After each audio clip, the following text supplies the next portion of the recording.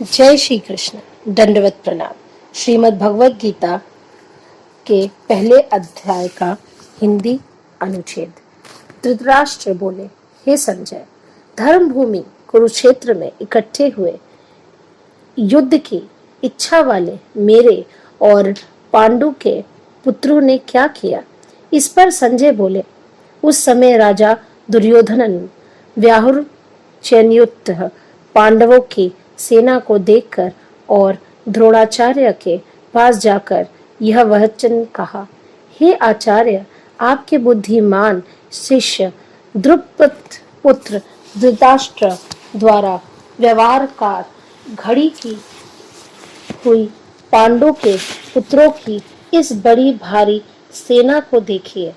इस सेना में बड़े बड़े धनुषों वाले युद्ध में भीम और अर्जुन के समान बहुत से शूरवीर हैं, जैसे सात्यकी और विराट तथा महारथी राजा द्रुपद और धृतराष्ट्रकेतु, चेकितान तथा बालवान काशीराज, पुरीजित, कुंती भोज और मनुष्य में श्रेष्ठ सैव और पराक्रमी युधामन्यु तथा बलवान उत्तमोजा सुप्रथ पुत्र अभिमन्यु और द्रौपदी के पांचों पुत्र, ये सभी महारथी हैं। हे ब्रह्मांड क्षेत्र, हमारे पश्चिमों भी जो प्रधान हैं उनकी आप समझ लीजिए।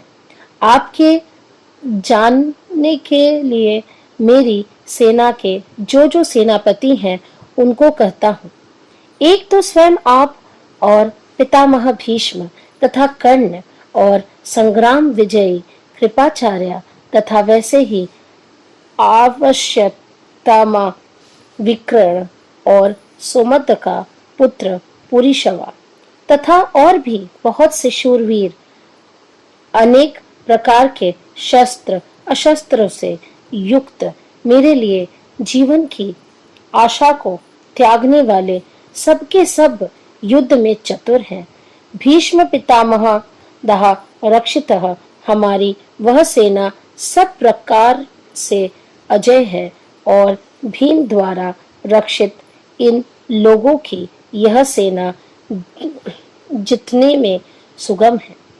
इसलिए सब मूर्छों पर अपनी अपनी जगह स्थित हुए हैं। आप लोग सब के सब ही निसंदेह भीष्म पितामह की ही सब ओर से रक्षा करें। इस प्रकार द्रोणाचार्य से कहते हुए दुर्योधन के वचनों को सुनकर कौरवों में वृद्ध बड़े प्रतापी पितामह भीष्म ने उस दुर्योधन के हृदय में हर्ष उत्पन्न करते हुए उच्च स्वर से सिंह की नाद के समान गर्ज कर शंख बजाया। उनके उपरांत शंख और नगारे तथा ढोल, मृदंग और ऋसिंगदी बजा एक साथ ही बजे। उनका वह शब्द बड़ा भयंकर हुआ। उसके अनंतर सफेद घोड़ों से युक्त उत्तम रथ में बैठे हुए श्री कृष्ण महाराज और अर्जुन ने भी अलौकिक शंख बजाए। उनमें श्री कृष्ण महाराज ने पांचजन्य नामक शंख और अर्जुन ने देवदत्त नामक शंख बजाया। भयानक कर्म वाले भीम सेना ने द्रोण नामक महाशंख बजाया।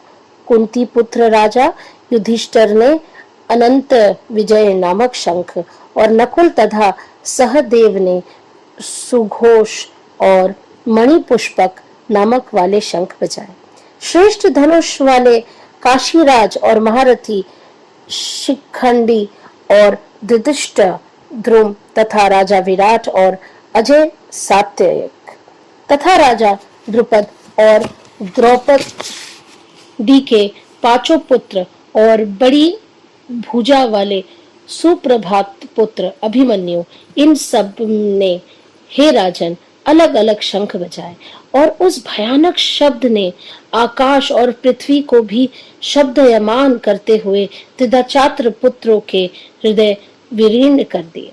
हे राजन, उसके उपरांत कपिध्वज अर्जुन ने खड़े हुए धृतराष्ट्र पुत्रों को देखकर उस शस्त्र चलने की तैयारी के समय धनुष उठाकर ऋषि के श्री कृष्ण महाराज से यह वचन कहा, हे अच्युत, मेरे रथ को दोनों सेनाओं के बीच में खड़ा करिए।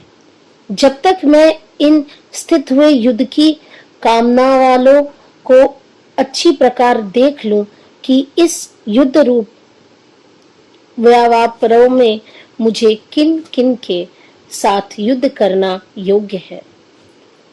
दुर्बुद्धि दुर्योधन का युद्ध में कल्याण चाहने वाले जो ये राजा लोग इस सेना में आए हैं, उन युद्ध करने वालों को मैं देखूंगा।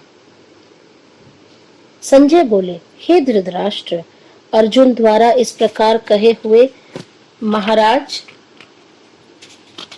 श्री कृष्ण चंद्र ने दोनों सेनाओं के बीच में भीष्म और द्रोणाचार्य के समान और संपूर्ण राजाओं के सामने उत्तम रथ को खड़ा करके ऐसे कहा कि हे पार्थ, इन इकट्ठे हुए कौरवों को देख।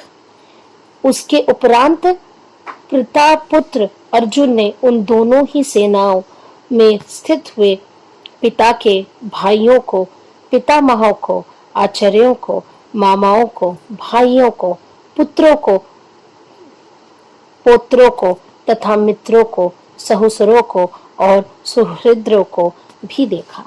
इस प्रकार उन खड़े हुए संपूर्ण बंधुओं को देखकर वे अत्यंत करुणा से युक्त हुए।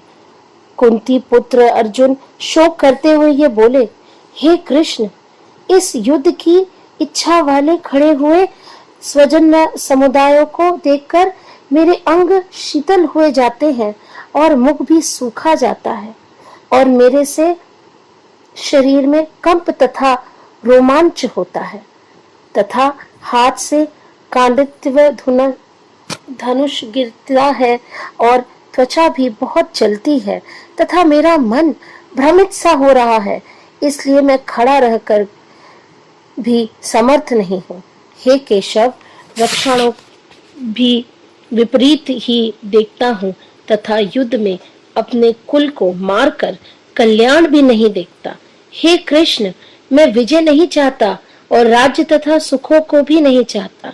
हे गोविंद, हमें राज्य से क्या प्रयोजन है अथवा भोगों से और जीवन से भी क्या प्रयोजन है, क्योंकि हमें जिनके लिए राज्य, भोग और सुखादिक इच्छित है, वे ही यह सब धन और जीवन की आशा को त्याग कर युद्ध में खड़े हैं। जो कि गुरुजन, ताऊ, चाचे, लड़के और वैसे ही दादा, मामा, ससुर, पोते, साले तथा और भी संबंधी लोग हैं। इसलिए हे मधुसूदन, मुझे मारने पर भी अथवा 3 लोकों के राज्य के लिए भी मैं इन सबको मारना नहीं चाहता। फिर पृथ्वी के लिए तो कहना ही क्या। हे जनार्दन, धृतराष्ट्र के पुत्रों को मारकर भी हमें क्या प्रसन्नता होगी और आतातातियों को मारकर तो हमें पाप ही लगेगा। इससे हे माधव, अपने बांधव धृतराष्ट्र पुत्रों को मारकर के लिए हम योग्य नहीं हैं, क्योंकि अपने कुटुंब को मारकर हम कैसे सुखी होंगे। यद्यपि लोभ से भ्रष्ट चित्त हुए ये लोग कुल के नाशकृत दोष को और मित्रों के साथ विरोध करने में पाप को नहीं देखते हैं, परंतु हे जनार्दन, कुल के नाश करने से हेतु हुए दोष को जानने वाले हम लोगों को इस पाप से हटाने के लिए क्यों नहीं विचार करना चाहिए, क्योंकि कुल के नाश होने से सनातन कुल धर्म नष्ट हो सकता है। धर्म के नाश होने से संपूर्ण कुल को पाप ही बहुत दबा देता है तथा हे कृष्ण, पाप के अधिक बढ़ जाने से कुल की स्त्रियां दूषित हो जाती हैं और हे प्रभु, स्त्रियों के दूषित होने पर वर्ण संस्कार उत्पन्न होता है और वह वर्ण संस्कार कुल घातियों को और कुल को नरक में जाने के लिए भी होता है।